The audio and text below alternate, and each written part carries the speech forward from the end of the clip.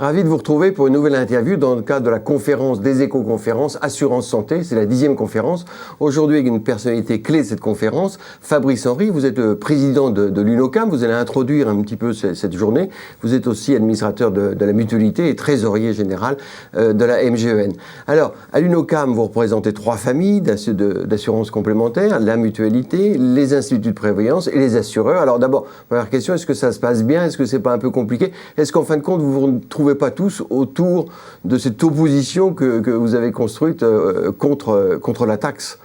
Non, c'est, je dirais, dans la constitution même de l'UNOCAM, d'abord c'est une association aux lois de 1901, donc ce qui peut paraître un peu surprenant, puisque nous avons des membres...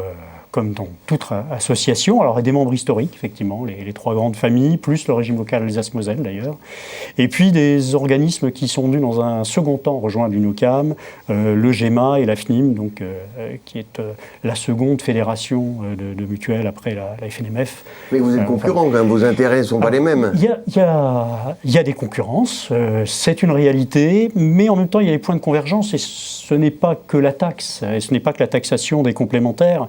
Nous avons bon nombre de points de convergence, notamment, mais nous aurons sans doute l'occasion d'y revenir, sur l'accès aux données de santé, sur l'action des complémentaires dans un cadre qui renforce leur rôle petit à petit, sur le conventionnement aussi, puisque la loi de 2004 a institué l'UNOCAM et à partir de là lui a donné des missions, donc notamment de participer aux négociations tripartites avec l'UNCAM et avec l'UNPS, donc les professionnels de santé. Vous voulez donner de santé, mais vous ne les avez pas. Vous voulez contractualiser avec les professionnels de santé, mais ce n'est pas possible. Donc manifestement, vous n'arrivez pas à faire ce que vous voulez. Est-ce qu'à une période de crise très forte, avec cette histoire de déficit et de dette, de difficulté de solvabiliser les dépenses de santé, est-ce que les assurances complémentaires ne devraient pas réinventer un peu leur métier, le faire évoluer? Parce qu'à rester sur vos positions, on a l'impression que depuis 10 ans, vous êtes bloqué.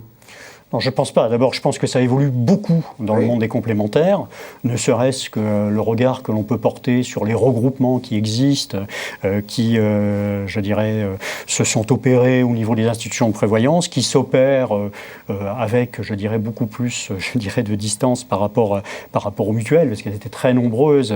Il y a une dizaine d'années, elles étaient 5000. Aujourd'hui, elles sont un petit peu plus de 700, selon les statistiques du fonds CMU. Donc, on voit très bien que c'est un secteur qui se concentre, avec des grands opérateurs qui émergent,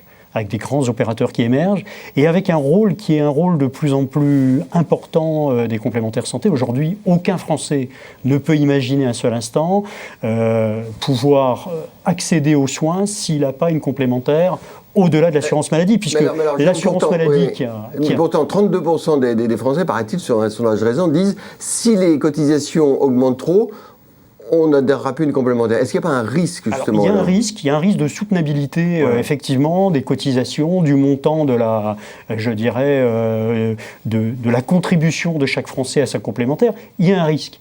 C'est pour ça que nous avons alerté sur le fait que taxer les complémentaires, notamment au travers des contrats responsables, n'était pas une bonne solution. Je vais vous donner un chiffre. Je n'en donnerai pas beaucoup, mais je vais en donner un. De 2008... je dirais à 2012, et je devrais dire au 1er octobre 2011, puisque la taxe sur les conventions d'assurance va passer donc de 3,5 à 7% sur les contrats responsables. La charge pour les complémentaires passe de 177 millions d'euros à 3,5 milliards d'euros. Aucun secteur de l'économie n'a subi une telle évolution de taxe. Donc comment est-il possible de soutenir que ça soit sans répercussion au niveau, je dirais, des cotisations, des tarifs? Mais il y a un cercle vicieux, les tarifs risquent d'augmenter. Il y a des Français qui vont supprimer leurs cotisations aux complémentaires. Comment faire en sorte de redonner une dynamique aux complémentaires, si jamais elles l'ont perdue? De toute évidence, la loi de 2004 n'a sans doute que la loi portant réforme de l'assurance maladie n'a sans doute qu'amener les prémices, je dirais, d'une évolution entre l'articulation régime obligatoire et les complémentaires.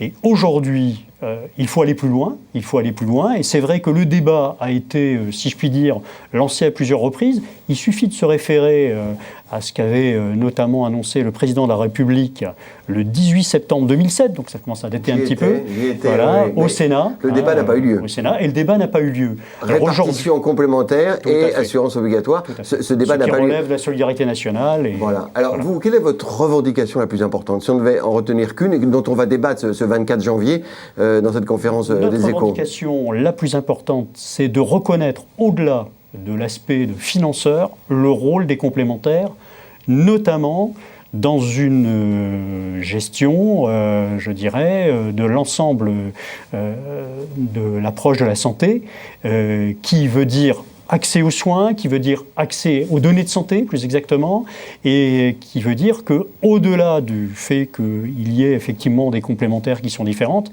eh bien, nous rentrions petit à petit dans la gestion du risque, d'une manière concertée, notamment avec l'assurance maladie. Et il y a un vrai débat sur l'accès aux données de santé. Et alors ce débat, il a eu lieu. Pour l'instant, vous n'avez pas eu gain de cause.